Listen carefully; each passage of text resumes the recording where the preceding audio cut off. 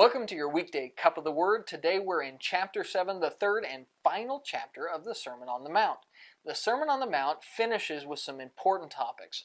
In verse 1 through 6, he's going to talk about do not judge others by your standards. Only use God's standards as a judgment in life. If you use your standards, it'll get you into some trouble. From there, he's going to move into verse 7 through 12. He's going to talk about asking God for help.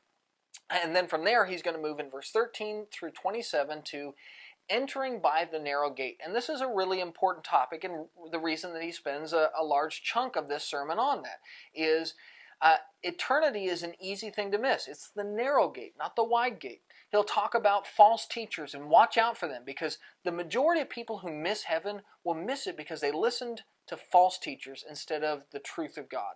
And then he'll talk about making sure that your confidence in your salvation isn't based off of your own personal feelings, but is based off of the Scriptures. After all, feelings can be deceptive, but the Scriptures, this book, it never changes.